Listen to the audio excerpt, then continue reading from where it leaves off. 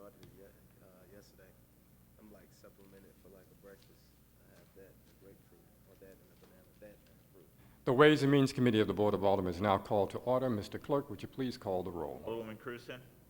Here. Alderwoman Florida. Present. Alderwoman Behringer, Vice Chairman Williamson. Here. Alderman Moore, Alderman French. Present. Alderman Vaccaro. Present. Alderman Carter. Present. Chairman Kennedy. Here. 7 present, we have a quorum. Thank you, Mr. Clerk. We have two agenda items before us here today, Board Bill 216 and then a first quarter review of the city budget that we passed some time ago. We'll first take up Board Bill 216, if the Vice Chair would take it.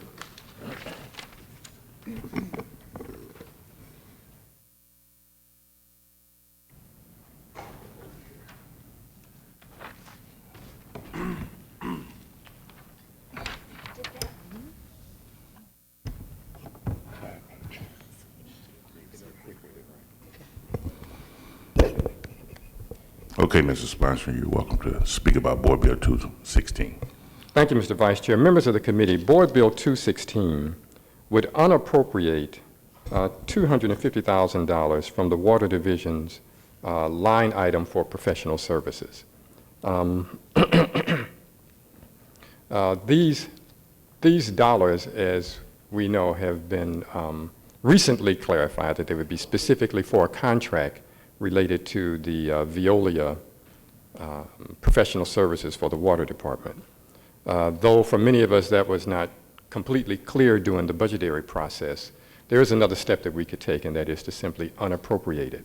That does not keep the city from entering into an agreement with Veolia, but what it does is it sets it in a process that is clear and transparent. That means that this money could be appropriated by recommendation of E&A and an ordinance that is clearly set out in the city charter. As we know, there seems to be some confusion about whether or not the passage of the city budget was in fact the support for a specific contract for Veolia. Though I would say many of us hold the position that passage of the general category of professional services does not specifically give our endorsement for a specific contract for Veolia. There does seem to be some contention about whether or not that is the case. This board bill would make it clear. It would unappropriate the money. There are guidelines in the charter that clearly state how you appropriate unappropriated dollars. And that is the process that most of us understood was the typical process, and that is a recommendation and review by E&A and an ordinance through this Board of Aldermen. That's simply what Board Bill 216 does, and I would ask for your favorable support. We do have Mary Ellen from the Mayor's Office who wished to say a few words about the Board Bill. Okay, I guess we can entertain Ms. Ellen before we ask you questions. Okay. Mary Ellen, would you like to come up to the podium?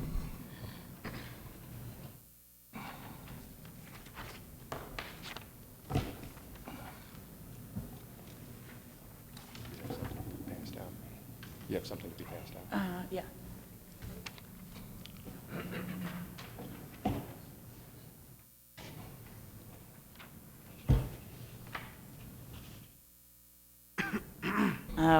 Dave's passing out the most recent rate sufficiency study.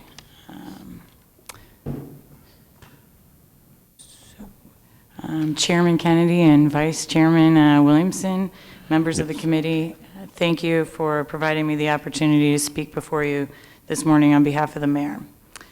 I'd just like to give you a little bit of overview of where we've been and why we're here today, well, partially at least.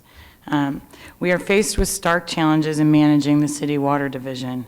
Operational costs are increasing. We are the owners of an aging water system in dire need of reinvestment. And in spite of good faith efforts, progress to address these issues have been systematically stymied. This morning, I asked the committee to ignore the manufactured drama that has blocked efforts to improve the water division. Instead, I ask the committee to focus on the one goal that has driven the mayor for the past year. The water division must strive to provide St. Louis with the highest quality drinking water at the lowest possible cost. Bottom line, that is the most important fact in this ongoing debate. and is being clouded by hyperbole and charades both inside and outside of city government. And as this debate has developed into everything but delivering affordable water to our community, we're ignoring our citizens. That must stop, and it's got to stop today. We must start focusing on the citizens we serve and the dollars they entrust to the Water Division. Rate increases have already been too much. In 2008, a 19% increase. In 2009, a 14% increase. In 2010, the Water Division asked the Board of Aldermen and the mayor to approve an additional 21%. The board, the mayor, and water rate customers were rightfully outraged. Rather than the Water Division's requested 21% increase, we approved a 12% increase, and the mayor instructed the Water Division to find ways to streamline operations, maximize revenue generation, and reduce costs wherever possible, which included deferred much needed capital improvements to an aging infrastructure. This was achieved all while maintaining our commitment to affordable and high-quality water service. However, all indicators still show that rates will probably need to increase further. The mayor finds this unacceptable without an assurance that everything possible was being done to achieve maximum efficiency in the Water Division's operations. To ensure that, and in lieu of continued rate increases, over a year ago, the city issued a request for proposals to engage specific expertise to continue the Water Division's efforts to improve its operations and achieve greater efficiency. The expertise sought is very specific to water system operations and could provide insights, programs, and new ideas on how to increase efficiency, maximize revenue, and postpone or at least lessen future rate increases. This is what we should absolutely be doing on behalf of our citizens. The selection committee, which was formed over a year ago, a selection committee governed by ordinance and made up of representatives from the Comptroller's Office, the President of the Board of Aldermen's Office, the Mayor's Office, and the Water Division, selected Veolia based on a competitive and legitimate bidding process. Allow me to repeat, it was a competitive and legitimate bidding process governed by ordinance, selected Veolia to perform this work. At the lawful selection of Veolia, the focus on citizens and the mayor's goal to provide St. Louis with the highest quality drinking water at the lowest possible cost got lost. Instead, the debate turned to political posturing, misinformation, mudslinging, and in short, an ongoing campaign of scare tactics and sometimes outright lies was substituted in place of what best served our citizens. Over a year is lost, time that has brought us no further along in ensuring affordable and high-quality water. It's embarrassing. For the good of our citizens, it must stop. For the good of our city, for the future of St. Louis, the political theater, lingering electoral acrimony, and the advancing of agendas unrelated to good government must stop. Unfortunately, the passage of a year has had a greater impact than just lost time.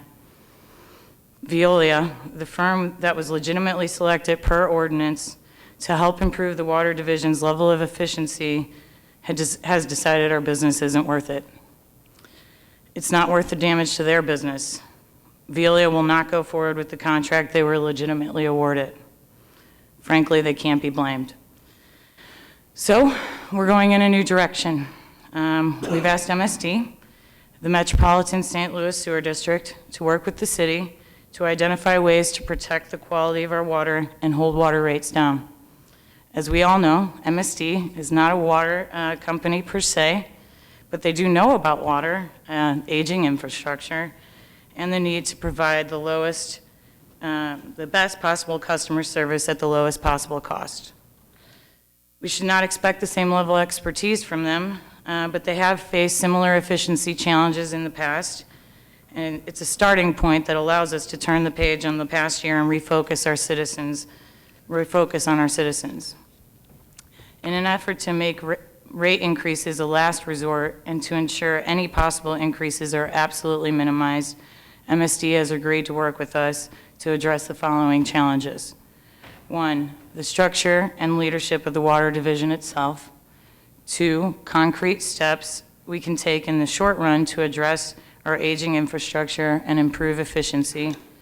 3, long-term management of this important asset. This this has not been a fun process, but it's been necessary to spare our citizens higher water rates that they cannot afford. It's time to turn the page and start focusing on the citizens we all serve. That's it. Okay, thank you. I just had one question, and I guess we can take questions of Ms. Ellen too.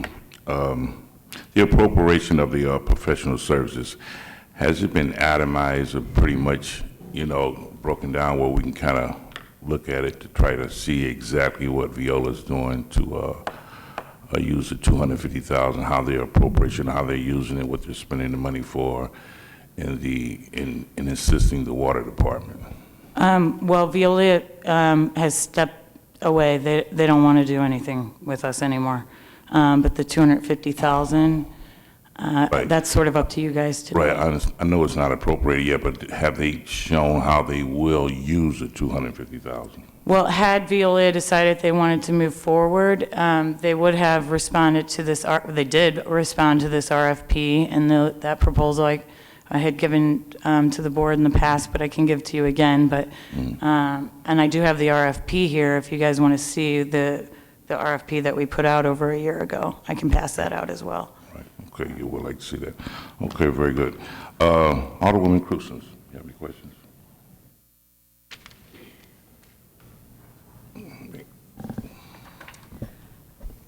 Not at this time. I'd like the opportunity to come back around. Alderwoman Florida. Thank you. So to recap, Veolia is not going to do business with the city of St. Louis. No. Right. So as the alternative action, you have entered into a relationship with MSD to deal with some of the issues that we identified years ago in 2010. I'm just going to mirror what you said to make sure I have it correct. Structure and leadership, concrete steps toward efficiencies in producing water and dealing with the aging plant, and a long-term management plan, what may be called a succession plan, because we have an aging employee base at the plant. You are almost accurate. Almost. Well, no, correct me. We have asked MSD, and they have agreed. We have not entered into any sort of Agreement. So this is formal an agreement yet. informal agreement Right to now deal it with is. the pressing issue. Correct, right now, Okay. that's what it is. Mhm. Well, that is a change of events, a big change of events. So we're here today to discuss a course of action that we were going to take, which is basically Board Bill 216.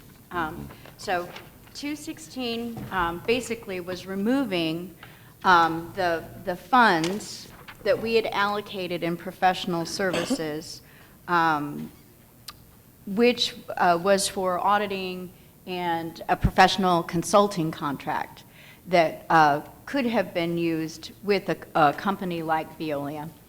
I'm not necessarily a fan of Veolia. I'm, was concerned about some of the issues with the company, but I did understand that the companies, that most of the companies had issues.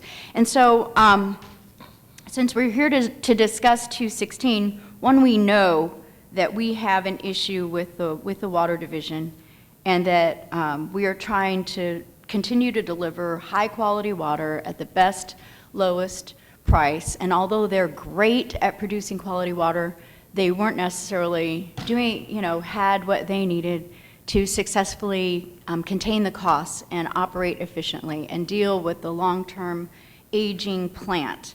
So here's my issue. My issue is we know that we have an issue and that we need to proceed with professional services for the water division. We know that that is necessary. That has been vetted by our own committee at the department, our own committee, which is led by Alderwoman Flowers, and she's held hearings on this issue. My issue is I could see why you wouldn't want to rebid this contract. I heard the president last week say that he wanted Johnston Controls. Well, we have a governing ordinance that requires that we go through a request for proposal, and that E&A, the president, and, they each have representatives to make a selection. And the reason why we have a governing ordinance is to try to take the politics out of this. Let me get a little So point of order right here. Just, excuse me, Alderwoman. Now, do you have any questions, Ms. Ellen? I do. I'm trying to preface this And then we want to question, probably whereas, address the sponsor, and then if the president would like to say a few words. well, too, my question is relevant to the process. We're talking about removing money for a professional services contract. Right. Okay? And a professional services contract that we know is needed. And so what I heard the sponsor say that he wanted us to follow process. And that process includes E&A. And it would include a governing ordinance that requires in the request for proposal process that that process have integrity too. So we're stuck in, I think, had he not said that last week in a meeting, I question now, how do you take the politics out of a selection process's intent to look at qualifications and to look at experience in a much needed service? So I would say 216 at this point is irrelevant to some degree because Veolia, they're not entering into a contract with Veolia. Veolia has walked away. So you want Ms. Ellen to address that question? Yeah, so that is kind of a complicated, complex question, but I agree with the chairman of our committee that we were put in a very odd position, and we both want the process to have integrity, and we have passed a governing ordinance to govern a request for proposal process that was intended to take the politics out, but here we are taking an unprecedented action to remove money from a professional consulting contract that is much needed. We don't disagree on that, but the question here is process, Okay. following So you the make appropriate statements process. So I and- do want to hear from the chairman, and I would like to hear comments from Mary Ellen as well. Yes, it's kind of a complex question, but I can see that he understands my Some added question. statements, so let's give them time to respond, okay? It'd be nice. You've made your point very clear, so let's go ahead and have the Thank you, sponsor. Mr. Vice Chair. Whether, the pros and cons of Veolia and whether, we like them or not, is only part of the issue here. There's a larger issue in my mind. Right. And that is, as you say, the process. We're having a disagreement on the process. The city councilor issued an opinion on October 4th that completely flails, in my opinion, against our understanding, at least my understanding, of how this process has worked, at least for the past, 2.5 decades here at City Hall. What she suggested would circumvent what I have known to be the typical appropriation, contract, and budgetary process here at the city. So there is a larger issue here that it really has nothing to do in that regard with Veolia. And that is the question of how do these types of monies become appropriated? Can it be done the way the city councilor outlined it? Or should it be done the typical way it has happened since at least 1990, when the lawsuit between the city and the comptroller, then Vervis Jones, took place and a decision was made by Judge Durker? Which one of those routes is the route? I personally feel that there is some revisions or some clarity that needs to be made in that whole appropriation process. Those aspects of it that we can do by ordinance, I think we need to do it. And we need to look at it very closely. However, by unappropriating these monies, there is a clear process spelled out in the city charter on how to appropriate them after they become unappropriated. So no opinion will change the very clear language that's in the charter on how to appropriate unappropriated dollars. But you do agree that we do need we need to take some kind of action with the water division, and it is not your intention to withdraw our support Not or at all. understanding, but your purpose for this bill is simply to clarify a process since there Or to at was... least put it in a process got that it. is clear. Thank you. And that does not have all these opinions around it. So if you unappropriate it, that does not mean that you cannot later appropriate it, but it takes it through a very clear process. ENA must review it, ENA must make a recommendation, there must be an ordinance. So this is your way of doing a resetting this issue, a reset button. Exactly. Okay. So you can, yes, I would accept that as an interpretation. That's my interpretation. But that's fine. That's really what it is about. Now, there still is the larger issue, and that I think we need to look at as a committee and see where we want to go to from there. I would say whatever we can do to legislate to make that process clear, we need to do it. Because I would never want to see this committee and this board go back through this again, or future boards of aldermen here at the city. Okay. I would like Mary Ellen's interpretation as well, if that's okay. Of this board bill? Well, of what we're trying to accomplish here in a reset. And then my interpretation of what happened last week and my concern about the request for proposal process and making sure that it has integrity and that we attempt to try to take the politics out of selecting information that we really need for a city department. Okay, let me try. You can try. Yeah.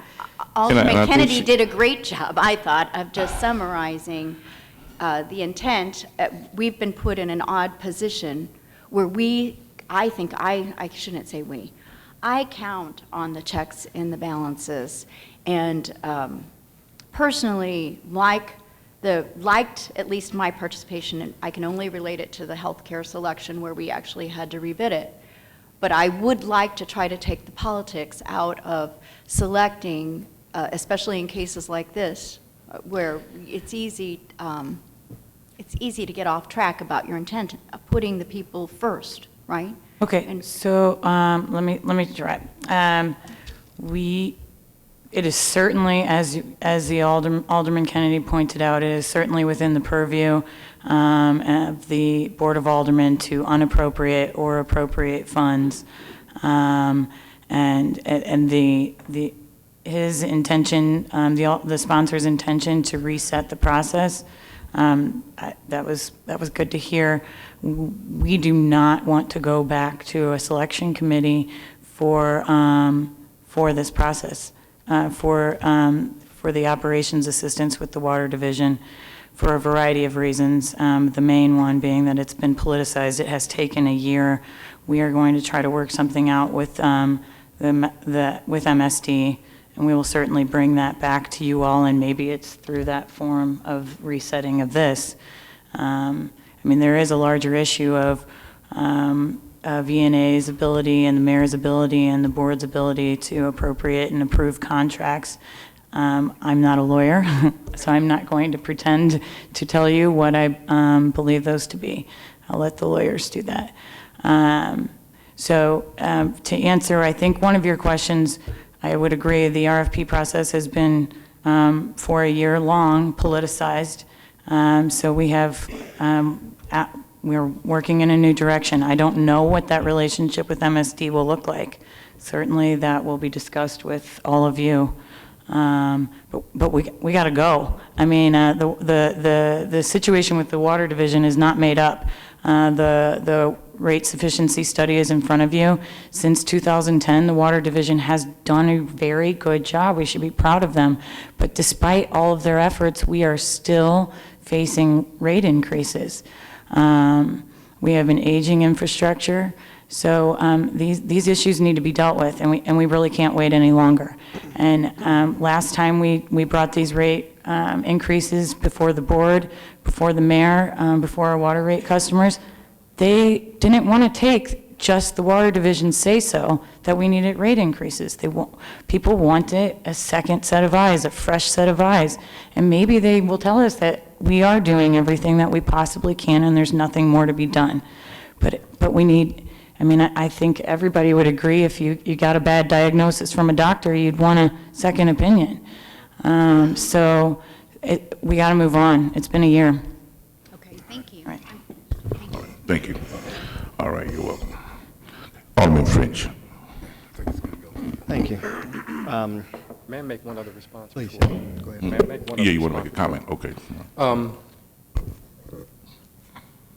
There's still, in my opinion, this larger issue of the process of entering into agreements and not entering into agreements. So the questions, and even in my mind, and I think that's, laudable, some of the things that you said, but is this an informal agreement? And it's not really, I'm not asking you a question, it's kind of, just philosophical. Is this an informal agreement with MSD? Is this to be a contract with MSD? And so depending upon what those answers are, we're still in the same place. And that same place is that the process on how to enter into agreements and how to appropriate still has a level of conflictuality, if that is a word, in terms of differences of opinion as to how that process would be. But the process that's outlined that the 216 would trigger is clear in the charter. I just wanted to raise that. Thank you, Mr. Vice Chair. Thank you. Mr. Appreciate Chairman. the clarification. Mr. Chairman, I'd like to Interject? yeah, Okay, Mr. yeah, President. I have a point of clarification from the testimony from Alderman 15. At the testimony, I was not advocating for Johnson Controls. I said we had other qualified bidders that bid on this project also, including bidders like Johnson Controls, who had already done work for the city and done a good job for us. That's the point that I raised last week. But when we look at this, it always seems that when the people get involved, like the folks that are here today that say that they don't like Veolia, or when the Board of Aldermen raises a question, it's quickly called politics or politicizing an issue. And, I just think that does the entire process a disservice. I think that that is a slap at the residents of the city of St. Louis when we say that anytime they get involved, this is politicizing it. The fact of the matter is that Veolia has a terrible track record, and the residents have said clearly that they do not want Veolia to be the primary contractor on such an important commodity like water within their city, and to pay them $250,000. And to now come today and say, okay, well, forget that, we'll go with MSD. We still have an opportunity to go back and take a look at those other bidders, but if we go to MSD, I'm fine with that also. But again, we have to, I'm asking that the administration and others, stop calling this politicizing it. This is the process where the residents have a right to speak out against something that they don't like. And in this case, they spoken clearly. We did not myself nor the residents and anyone else, we didn't create Veolia's track record. Veolia did that. And we have a right to say that if we're going to hire that contractor, just like if you were going to hire somebody to put gutters up at your house, to repair your water pipes at your house, you have a right to look at that contractor's history and say, okay, is this the person I want to do work with on my house or not? And in this case, the residents have said, these are my tax dollars. This is my future that we're paying for. And I have a right to speak out, and it should not be called politicizing when I speak out against it and say it's something I don't like. Thank you, Mr. President.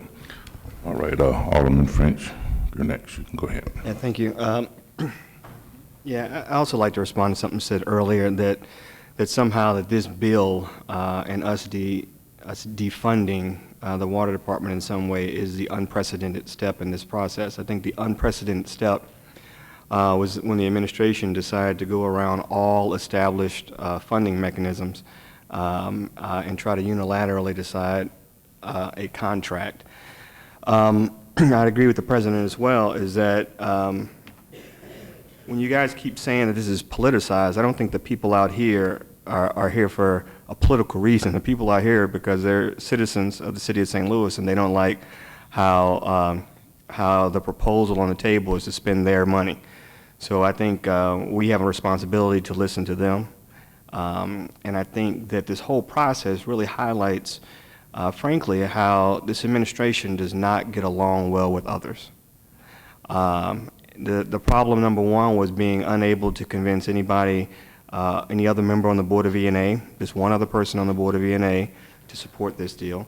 And then afterwards to, in an unprecedented fashion, go around and disrespect both the Board of Aldermen and the entire budget process through the Ways and Means Committee to suggest that we had approved a contract when clearly that was not the case. When we approve a large general budget item, that is not approving a single contract.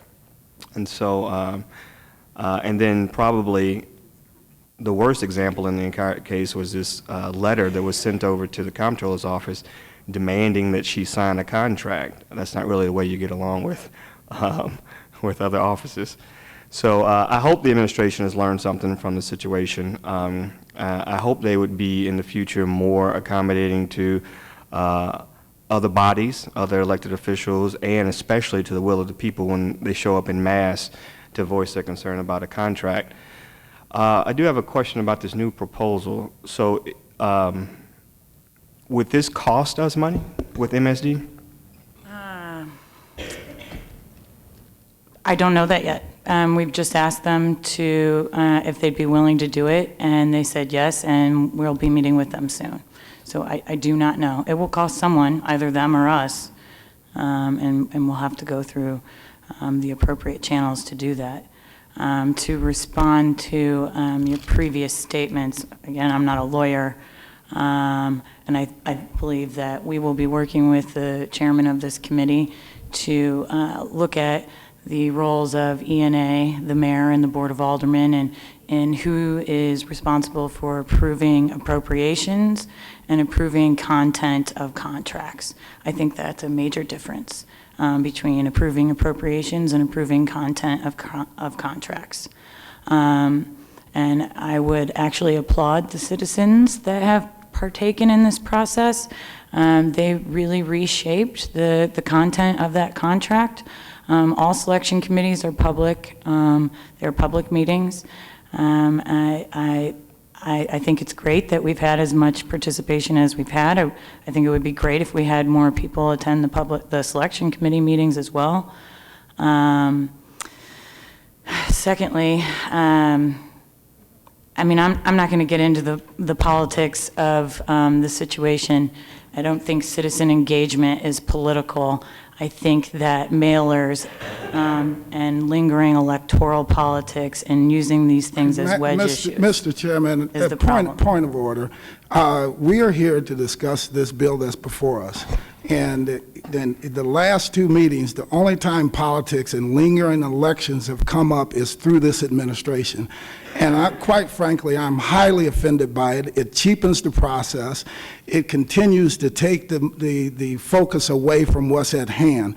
We have some major business to attend to, but we will never get there if this administration continues to replay the last election. Election is over.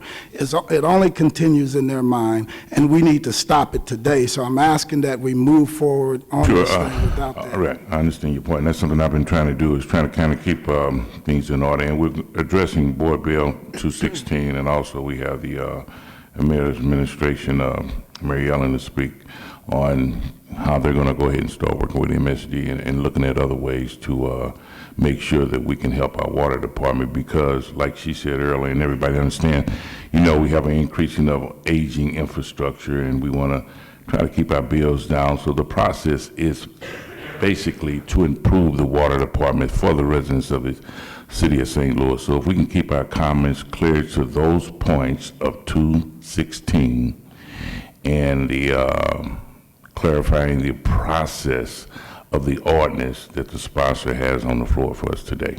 Okay? Mr. Vice Chair, I do have one more question. Okay, go ahead, Alderman French. So one of the things that's been hard to understand throughout this whole process is why you guys have been so married to Veolia. And that even now, when Veolia has withdrawn its name, there were other folks who applied, other folks who responded to this RFP. Why not just go to one of them? Why were you guys so married to Veolia? Because that's what the selection committee approved. But they've withdrawn their name now. Yeah, right. Okay, so there's other folks that have responded to the well, RFP. If we listen to the concerns, each one of those respondents have a long list of issues, and you can pick and choose based on whatever kind of Google search you put in on what kind of violations you want to find from any of those respondents. I can find really great things about Veolia. I can find really horrible things about the other respondents. The selection committee process and the process of submitting the contract for approval has taken a year. Why would it be different this time? Well, I mean, we really have a situation, a water division situation that needs to be taken care of. We have taken a year dealing with it. In whatever form you want to call it, we have taken a year. We should not be taking a year to figure out how to deal with our water division to make sure that we are using the city's, the ratepayers' dollars the best way that we can, and making sure we're maximizing efficiencies, maximizing possible revenue, addressing aging infrastructure. We've got some stuff to do, and we need to move forward. So related to Board Bill 216, if there is some cost associated with this new MSD proposal, do you see it coming out of this professional services line item? I did not. I have not discussed the financials of that with MSD at all. I suppose, as the Alderman Kennedy said, that, unappropriating this doesn't mean that we can't come back through ordinance and appropriate it. So, if the costs, there are going to be costs associated. It's who bears the cost. Will MSD bear the cost, or will the city bear the cost? Ultimately, city residents bear the cost, one way or the other. It's just through which entity. I think I answered your question. Okay. Yeah. Thank you, Alderman. Okay, Alderman Vaccaro. More of a comment. I'm glad to see that they're being flexible. I have concerns a little bit about MSD only because their answer to aging infrastructure so far has been raise everybody's bills to the point that they're complaining that, it's a massive amount. Hopefully, they'll look into this a little bit different and take a different approach. I know that we did the water rate increase, and you can tell me if I'm wrong, but I think that, don't we have a surplus now? We're actually going the right direction. We have about $7 million in surplus. It's all in the rate sufficiency study there before you. I couldn't tell you the numbers off the top of my head. Yes, we are in good shape right now, but that rate sufficiency study recommends at a minimum that we raise our rates in FY16, which we would do in the first quarter of 2015. That at a minimum, we raise our rates 3% that year, and then at a very minimum that we raise our rates 3% the following year. That is at a minimum, and that assumes a few other things that are in that rate sufficiency study.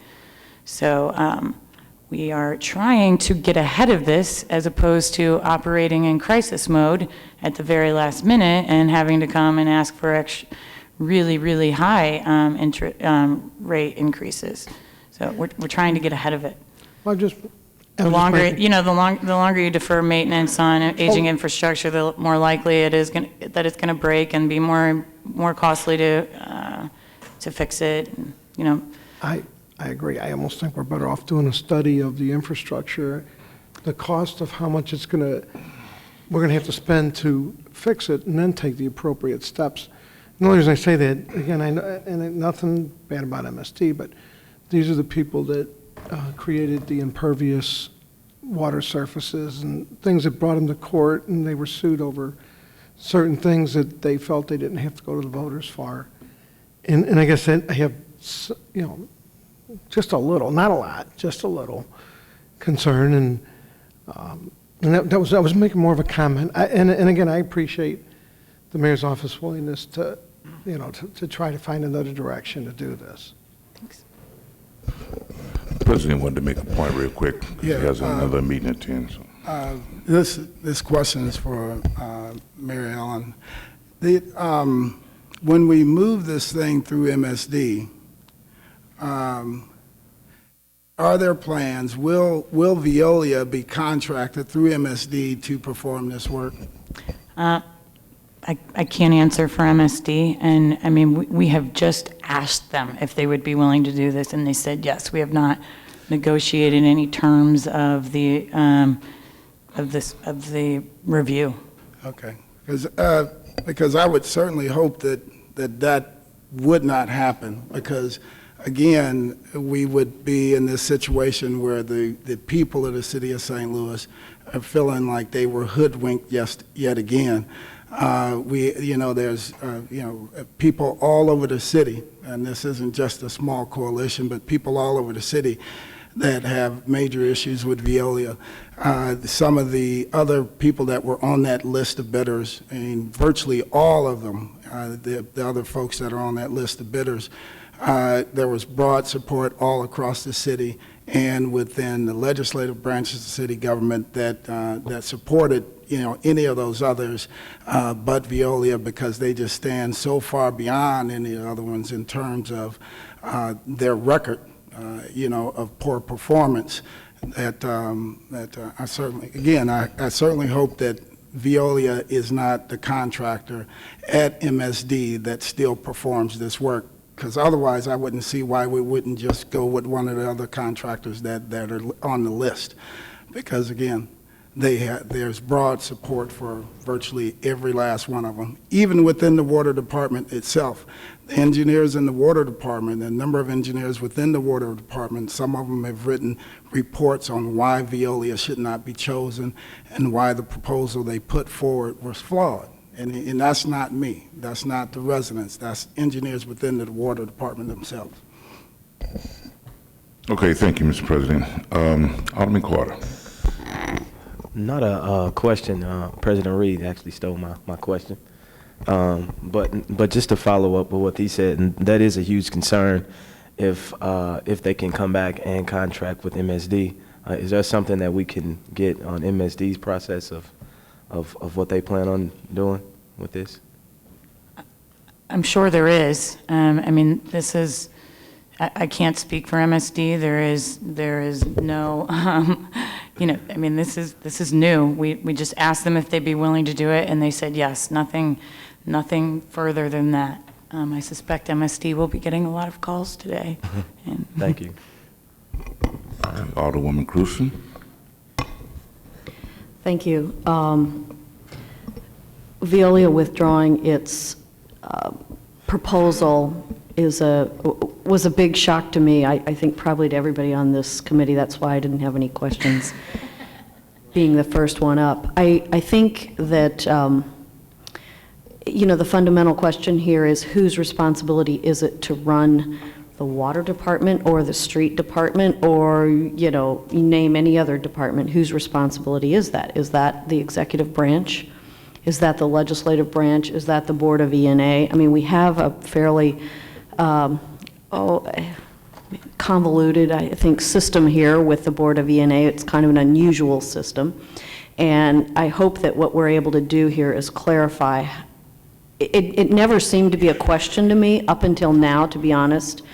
But now I think, it's a question in everyone's mind as to, well, what is the actual process? Does the Board of Aldermen or the Board of E&A, do we have the responsibility or the authority, either one, separate answers for each entity, to approve every contract? We certainly haven't been doing that in the years that I've been here at the Board of Aldermen. And I don't know that we want to begin that. So I think that, now from my point of view going forward is, well, regardless of who the contract is it the executive branch's job to run the department? I don't think it's the alderman's job. But then how are we going to essentially, what is our process going to be for any contract regardless of what it is? So I guess that's more of a statement than a question. And I think it's, though, an essential one that we all need to figure out moving forward. It's always been my belief that it's the mayor's job to run all of these departments. If he does a bad job, well, he does a bad job. If he does a good job, good. He or she, whoever that may be. That's all that the only comment I have to say about this. As it relates to Board Bill 216, I don't know what we do with that right now. I don't know what the sponsor wants to do with it. But I think, from my point of view, this conversation is no longer about Veolia. It's about how we're going to do this. We, the big we, including, everybody. Thanks. All right, thank you. The point's very well made. I think it's been a question about Veolia, and I think that's why we're here today in this due process of trying to figure out what's best for the city of St. Louis and the past history of that corporation is in question. So therefore, I guess the point of the board bill being presented today to help us, clarify the process of appropriation of these type of dollars, especially when it comes to professional service. So, and with saying that, I'll place a motion on, would you like to respond first? May I make Okay. a few other comments? All right, sure. As I've said consistently, there's a larger issue here, and that is about the process. And 216 was not, in my mind, specifically about Veolia. As the chair of this committee, it raises that larger question, period, because there are other departments that also have professional services. We might, as a committee, look at that and see where we want to go until such time as that the process is made more clear. Now, as you said, it was clear in our minds until now. When I saw the October 4th letter, it was clear. But since there's some contention there, I knew that this process was absolutely clear because it's very well spelled out in the city charter. It might behoove the committee to go back and look at the other professional services and ask additional questions from the other departments. There is one of the rules of the Board of Aldermen that says that the Board of Aldermen cannot take on administrative functions. And that's somewhere in the history of the board, there must have been some issue on that, and they made it clear in the rules.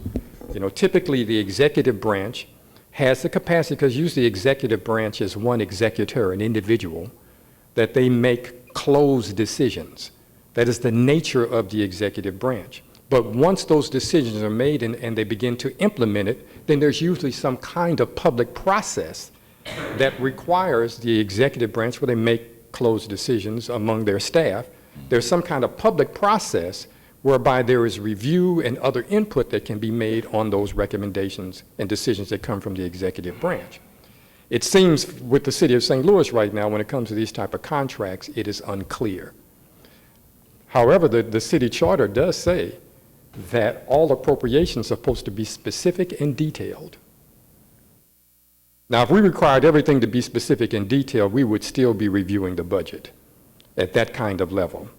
And so, as the alderman from the 21st pointed out at our last hearing, there has to be some kind of trust back and forth. Or we'll have to end up doing exactly that, making sure that every specific thing is in detail in the budget.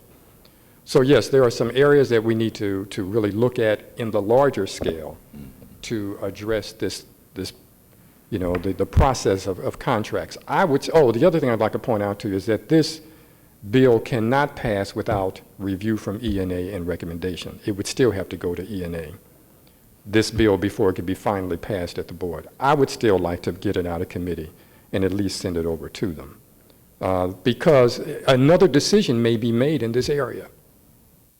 They could decide not to do MSD and move on with one of the others, and we could still be in the same space. So I would prefer that we do get it out. Yes, we'll take some questions. Alderman French, go ahead. Yeah, and I'm pretty clear about how we got here. And to answer, I guess to respond to the alderman from the 28th, is that the way I've always understood this is that, yes, the executive branch runs these departments. These fall under the executive branch. But the budget process is something that involves both the Board of Aldermen, the Ways and Means Committee, and the Board of E&A, and that anything that is not allocated or is transferred throughout the year goes through E&A. How this committee got dragged back into it was when the administration sent over a letter saying that, in fact, we had allocated money for this contract when none of us felt we did. And I think this is an important bill here to clarify for the record that we did not allocate that money for this particular purpose, and that if the administration does want to use that money for this purpose, it would go around the normal process, which is the Board of E&A. Okay. Do we have any other questions to the sponsor about Board Bill 216? Okay, I'll entertain a motion to pass out Board Bill 216. Second. Okay, it's been made a motion, second on the roll. Mr. Chairman, could you go ahead and call? Mr. Clerk, call the roll. Alderwoman Cruzen? No. Alderman Florida? No. Alderwoman Behringer? Vice Chairman Williamson? Yes. Alderman Moore? Alderman French? Yes. Alderman Vaccaro? Yes. Alderman Carter? Yes. Chairman Kennedy? Aye.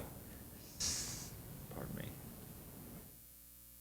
5 yes votes, 2 no votes. Board Bill 216 comes out with a due pass Okay. recommendation. Thank you. Pass out. All right. Thank you. We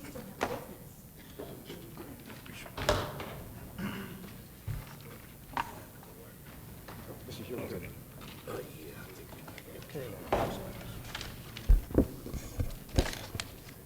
We'd like to bring Paul Payne up to review. At this point, we will review the first quarter report of expenditures and revenues of the city. We have before us Paul Payne, the budget director, who will review the material that was sent out to us. We do have copies of this report before us, and I believe he has some additional material for our review. What's that? There's no vote on it. It's just review.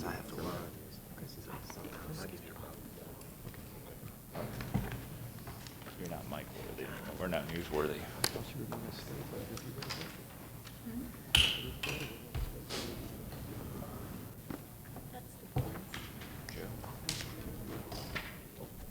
Sorry, Antonio. Thank you, Mr. Chairman. Good morning, members of the Ways and Means Committee. We had distributed earlier information on expenditures for the general fund for the first quarter of the fiscal year. We're also distributing information on the revenues, as well as a summary that actually provided the Board of E&A at the end of the first quarter of the trends. So I'll let those go be passed around. First thing I'd like to point out is that this is actually just raw data. I mean, these are actual expenditures as you will see them in the city's general ledger, both on the expenditure and the revenue side, through the end of the first quarter. So one of the things the problems you have when you look at raw data is that it always requires some level of interpretation. So you would think, for instance, on the expenditure sheets, what you've got in front of you is a summary by each department. You can see the total appropriation, which is matched to the budget, the expenditures year to date, amounts that have been encumbered. An encumbrance is something that what you have if you have, let's say you have a contract that's in place, the controller's office encumbers those monies or holds those monies because you know there's going to be an expenditure there, so they sort of remove them from availability to expend other than on that contract amount. Same things with the commitments, and so you've got an available balance. And what we also added in the final column on that summary is a percentage of the appropriation. Of course, you would think on a straight line basis anyway, going through the first quarter, you would have, what, 75% of your budget left. But there are variations, and primarily due to the fact that you encumber amounts. For instance, if you look down, let's say, Department 516, which is refuse, you can say we're further through the first quarter, but we've only got half of our budget available balance. Well, that's because if you look under the encumbrance line, there's a $4.1 million encumbrance amount. That's because they have a large contract for refuse disposal. That's their tipping fees and all. That's over a $5 million item. And so that's an encumbered amount that's taken off expenditures, so that's why that looks out of whack. And so if you look through some of those numbers, that you see may be out of line. That's typically the explanation. In a summary, and on expenditures, I've not seen anything that really jumps out as a major problem so far this fiscal year. I mean, we have our normal, some of overexpending, like on overtime amounts, but then, for instance, in fire and corrections, but then they underspend on the salary amounts because of the, some of the positions are vacant. So those type of things have been occurring, but I did not, as a result of the first quarter, see anything of alarm on the expenditure side. If I do want to call your attention to this report. Well, let me first jump to the revenues real quick on just the raw data again. Similarly to the expenditure side, if you look at your revenues, what you've got is again, this is just a report strictly from our mainframe, and then we've added some percentage numbers there for comparison purposes in the year-to-date and all. It shows what has been deposited into general revenue through the first quarter of the fiscal year. And again, you will note that just the raw numbers themselves require some interpretation. For instance, the earnings tax, the largest source of revenue general fund, it's about a third of our budget. And if you look at deposits to the earnings tax compared through the first quarter of this year compared to last year, they're up 33%. Well, obviously, our earnings tax is not growing 33%. What that means is the deposits to the general revenue were such. So it could be that we got a deposit on September 29th this year. Last year, it could have been October 1st, and so therefore it's skewing the numbers. What I look at is other reports that produced by the collector of revenue that says this is what our these are how the individuals paying earnings tax, and this is what this rate is. And they break it out by the individual portion, the corporate portion, and small business portion. And I look at all of those numbers and then try to divine trends from that, rather than deposits to general revenue. So it's not as simple as just saying, hey, let's look at our deposits to general revenue. There's a lot of those type of revenue factors that go into trying to look at the trends on our revenue sources. And so what I do at the end of the first quarter, and actually end of each quarter, is I provide the Board of E&A with a summary. And that's what this other smaller, it's called a first quarter at a glance. Right. And what it does is just look at some general trends, some of our major revenue sources, and give some detailed notes about where we're looking from revenues as well as expenditures, giving an idea, and then you've got the detail behind it, but it just sort of as a cursory overview of where we stand. For instance, like on the earnings tax, looking again at the earnings tax collections, that's not the deposits, that's the actual collections behind behind the revenues we received. It was up 2.3% for the first quarter. Now that is pretty much in line as with revenue estimates. However, behind the numbers, if you look at what those components are, the individual withholdings were up about 1%, and the corporate returns were up 33%. So you're thinking, okay, well, we've got it pretty good on corporate returns. But the corporate returns are primarily paid in the fourth quarter. So they're volatile in the early part of the early part of the fiscal year. A more telling way of tracking revenues is the withholding piece. That's the 1% that employees pay that is withheld from salaries and such. That's a more stable source. Well, that grew by 1% in the first quarter. Now, that's not a healthy growth rate. I mean, you would expect at least maybe a 2 or 2.5. So that is actually a little lagging indicator. It's subpar and it's somewhat less than what was estimated. So in that, while earnings tax is currently tracking on estimates right now, it's something worth following as the year progresses, because that shows some subpar growth there on the earnings tax on the withholding side. Payroll tax last year overperformed. The payroll tax is slightly different base than the earnings tax in that the payroll tax is also, whereas earnings tax is paid by all who work or live in the city. Payroll tax is paid by businesses for employees of for-profit corporations and such. So you wouldn't have the hospitals and government agencies paying the payroll tax. So it's a little slight different base. And it overperformed last year, which was an unusual occurrence. Well, this year, unfortunately, in the first quarter, it was down 2.9%. And so, again, while it's only the first quarter, it is a negative indicator in terms of what going forward. So it is something that we're going to have to continue to watch in the fiscal year. Sales tax, it is not one of our strongest performers in terms of our base. It grows about 1% or less or historically. And I estimate about a 1% growth rate, and that's exactly pretty much what we got in the first quarter. Now, because of the actual, you have the World Series, and maybe you've got an extended hockey season this year, we may see some jump on the second quarter, so we'll continue to watch that. But right now, as it stands, we're pretty much where we expected to be.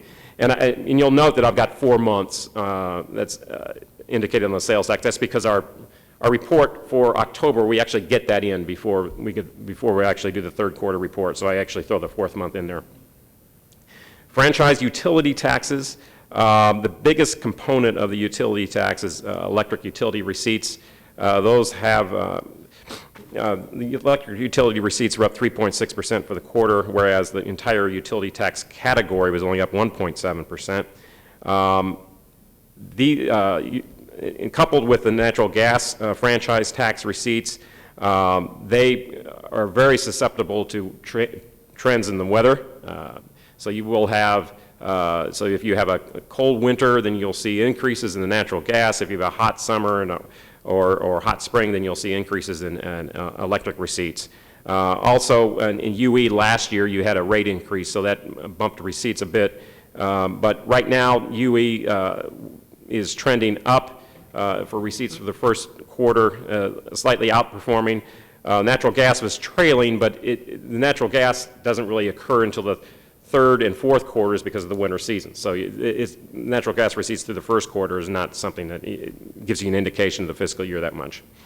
Also included in that category is receipts from the water and airport, which are basically, airport rose 2.5%, while water division declined 3.9%, which is currently underperforming estimates. We did see a mixed result from hotel and restaurant taxes. The hotel taxes, that's the 3.5% gross receipts, actually was down 1% in the first quarter. I would hope that maybe in the second quarter, again, due to some of the baseball activity and such, we could see that turn around a little bit in the second quarter. The restaurant tax receipts, however, were up 4.8%, so they were one of the a stronger performer than one of the bright spots in the first quarter. License tax receipts increased 4.9% in the first quarter. The single largest revenue item from the license category is the graduated business license tax, which is about $7 million a year. That is received in the fourth quarter as well. So early receipts in the licenses can be misleading in that it's overwhelmed by the amount of the GBL that comes in the fourth quarter. On departmental receipts, they declined 12.7% for the quarter. However, again, that's another one of those, well, what was in the numbers from last year? Last year, city courts, there was a delay in the receipt from deposits to a lockbox. So it's collected, deposited in a lockbox, and then from the lockbox, it's deposited in general revenue. So last year's FY13's receipts included about $2.3 million in revenues that were attributable to FY12. So if you look at the comparable numbers, last year's was a spike. So obviously, when going into this year, you're going to see a decline. So that was anticipated. Okay. But there were also a couple other things. Again, this has to do with the differences between raw data and is interpolating. We also have EMS revenues that were down about 1%. They also go through a collection process, and it's released. From the raw data, it looked like we didn't receive them, but it was that they were released just in the first couple days of October versus the end of October, the end of September. So that's where, taking that into account, they were down about 1%. Moving down to the, in here, there's a couple of notes within the departmental receipts category. Streets revenues were down 9%. Most of that has to do with a $420,000 drop in refuse collection fees. There's going to be an $845,000 reduction in those revenues this year simply because there's a reconciliation between what was due water versus what was due refuse. They just went through that process over the last number of months, and they were reconciling those two categories, and they say the revenue belongs in the water division's category as opposed to the refuse receipts. So that was going back to the beginning of the receipts of those revenues. So they've reconciled that amount, but we're going to take a hit in general revenue by that amount. I think that's pretty much it on the notable ones in the departmental receipt category. In terms of the overall outlook, again, you're going to see that. You're going to see there are going to be some hits, some misses, and then generally what's the overall trend. I categorize the overall first quarter trend as slightly negative.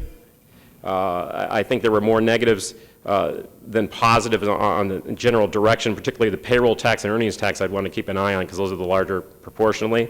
It was not something to be particularly alarmed about. I can tell you when I look at first quarters, let's say going back to FY10, when during the recession, that would be something we say, oh, we got to take immediate action. I did not get any of that from this, but I did see those that would cause some concern and something that we would keep an eye on going forward, but not anything to be alarmed about at this point. On the, and again, I've also got some notes on the revenue, on the expenditure side. Again, looking through, in addition to these general expenditure reports, we look at payroll tracking reports as well. Did not see anything out of the ordinary in terms of departments overspending their appropriations. Again, there were, like for instance, in the fire department corrections, there was some overtime overspending, but then that's offset by some underspending in their salaries. And it does not, and I mentioned police there, as you know, we just did that reallocation and that reappropriation of funds, so we're going to be tracking those new cost centers as well, and we'll be monitoring to make sure that the proper amounts were moved over, so that's well tracked. But these are the documents basically that we pull together each quarter and to track things. So I'll bring it up to the committee and answer any questions you have. Well, first, thank you for all the information and responding so quickly when I made the request. Sure. Mm-hmm. We could entertain any questions. Alderwoman Cruzen. Thanks, Paul. This is really good information. So it sounds like general revenue is going to have, did you say $1.5 million hit for money that really belongs over in the water division? It was $845,000, something like that, yes. Okay, I misheard that then. And this is a reconciliation that's taken place for the revenues over the last, what is it, 3 years now? Yeah, I believe so, yes. And why wasn't this reconciliation done regularly? I know this is a very bean counter question. But Yeah, Paul's a bean counter, so he'll get it. Yeah, I understand it. Yeah, I don't know. I think it's between their development of the systems of how, and it may be software related, about how they attribute costs. As you know, the charges are on the bill itself. Right. And how the protocol for allocating the charge to the proper account, and they had, within the two divisions, they analyzed and said, okay, these monies should be over here as opposed to there, and they belong to the water division. Would highly recommend that they do that at least quarterly. Yes. Second point is, I think this is just an interesting observation that I'm sure I should have made before, but the payroll tax is 0.5%. It's paid by for-profit corporations. Is it also paid by government, the city, or federal government employees or state? No. So just strictly for-profit corporations. Right. So if you, and the earnings tax, of course, is 1%. Everybody pays it, no matter who you work for. So if you look at the payroll tax, and I'm just looking at your first quarter at a glance, and you doubled that number, it'd be 16 million 800,000.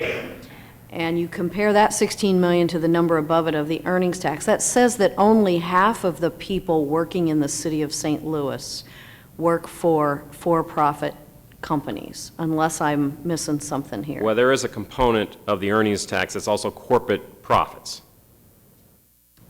I see, yes. So it's Okay, not- so it's really the city's income tax on corporations Yeah, also. Okay. but I see where you're going. That What- analysis wasn't exactly right on. I don't know how much of the earnings tax is really corporate, but there are, I mean, we have a huge number of folks working in our city who are working for, you know, hospitals Yep. that are not-for-profit, universities that are not-for-profit, government. Okay. Yes. Yeah, the corporate is about 15% of the total. What I look at behind the numbers is I get a report from the collector of revenue, and they say the collections on the individual withholding, which is the 1% that's pulled out of people's checks. And that as a sort of it's more of a proxy for what you're trying to do in terms of comparison Right. Sure. purposes. Okay.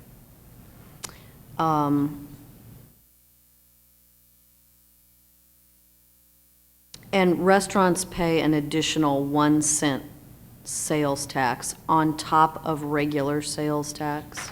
Actually, they pay 1.5 cents. I use the 1 cent as sort of my measuring stick. The 1 cent goes into the Convention and Tourism Fund. We also have a 1/2 cent that goes into the general revenue, which is on your sheets here. Right. Okay. Okay, no further questions, thank you. Thank you. Alderman Florida? No question. Alderman Williamson? One, you did an excellent job, you really did on this. This is very detailed. The state and county offices, what's that exactly, you know, with the 3 million? Can you explain that? Is that part of the general collector revenue, or is that dealing with license plates? What is that 3 million? That would entail all of our, like the recorder of deeds, the sheriff, well, the sheriff judicial offices, but those kind of, where you have those county offices which generate revenues that are deposited in general revenue, that would be that category. So those are the county offices that's under the state statute that you haven't kind of Right. Now, that would not, together. that's correct. Now, it would not include, let's say, the collector revenue, other than the revenues they collect for us, like the earnings, because it's a fee office, same thing with the license collector. Although the license collector collects licenses on our behalf, and then that would be under the license category. So, but all those other offices which generate revenues are in that category. Quarter deeds, clerk's office. Yeah, and sheriff as well, I think, yes. All right, that's all I have. Thank you. Alderman French? No questions. You okay? No, very good information. I'm glad it's recorded so I can go back and study everything you said. Okay. Thanks. Alderman Vaccaro? My question just has to do with next year's budget, and it has to do with how you're working about restoring the ward capital money that we have to have back in for next year. Yeah, that is a challenge each year, and that is one thing. Capital, I'm a big advocate of capital, and it's something that we need to work on. I've not done any preliminary projections for next year. If you look at our annual report, when the budget document put out, I did put a 5-year projection out there, and I don't know if you saw that, but what it did was project on a 5-year basis. Now, obviously, when you get out years, it gets less and less accurate as you go out further. But just looking ahead, I think it was something like an $18 million gap projecting. That's typical. Now, what I'll end up doing and what we do, just so you know, is that I'll wait for the second quarter revenue to come in. Then I'll start revising both the estimate for this current year, and then I'll make a preliminary estimate sometime in January for next year, and I'll probably have a pretty good idea about where we're going to be. It is my desire not to do that, to try to get away from reallocating from capital funds, and I think we're underfunded on the capital side. Of course, we still have the challenges. I mean, we still have the challenges of pay, we still have the challenges of pension, we still have the challenges of health insurance and things like that. Where that ends up, I can't say right now, but I agree with your sentiment, though. there has to be a change, because if we don't get it back, the roads are going downhill, the sidewalks are going downhill, the infrastructure of the city is going downhill. And as important as everything else is, and you know, from my point of view, what I have to do to make sure my neighborhood stays solid, we have to have our ward capital back. Not a decrease, not the same as it was last year, which was a decrease, but there has to be a significant increase. And that's what, you know, I'll keep asking it, but that's what has to happen. One way or the other, we have to have a significant increase,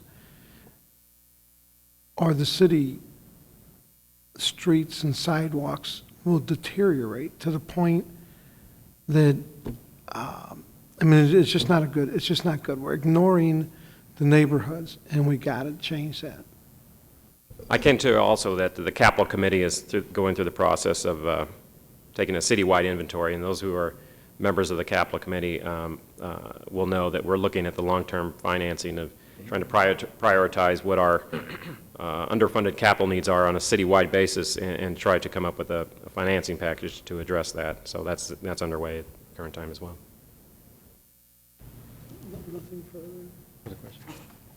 Are these documents online on your? They are not. I have no. I could put them up there. I was just saying. No. Just one. The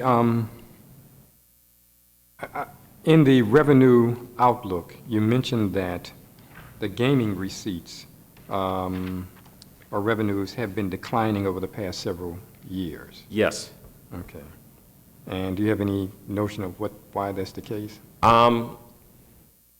That just began a number of years ago. They've just been sliding consistently. We did see a decline immediately when the South County facility opened.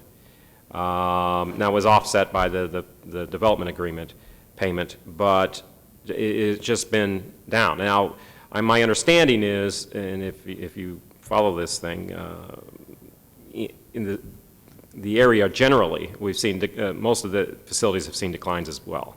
I think it's sort of peaked, and now, I mean, it grew with the addition of the new facility, and then it's just been sort of gradually slowing. Now, each facility has its own idiosyncrasies, and some may grow or sink more than others. But I think each time that report comes out, you see that it's been a negative amount, and it has been true definitely for our city facility. Okay. Yeah, and that's an issue because, as I mentioned before, that the gaming revenue is a source of our capital fund, right. And that takes a hit anytime we see a decline there. So I think it is something that's going to be another hurdle that's added when we start looking at next year's budget. And is this first quarter report significantly different than last quarter first report, or last year's first quarter report? Last year, I don't. I'd have to look at it. Right. I don't remember the things that I'll remember are the ones where it says, "Hey, we need to take action." Right. Those are the ones that. Where it really comes into play, because if you recall a few years ago, we actually had to come before this board and do a supplemental appropriation to address a budget gap. Right. Those are the kinds of things where these really come into play. Usually if it's marginally good or bad, you just keep an eye on it and sort of keep people who need to know apprised and then take action if necessary. But last year we didn't have a problem, so it just sort of went by. All right. Were there any other questions from members of the committee? If not, we appreciate all that you've done and gotten to us. If we have, other questions, we'll call for you. To notify me. Again, thank you. Sure. Mm-hmm. With that, we have no other agenda items unless someone has a statement to make. If not, our meeting's adjourned. Thank you.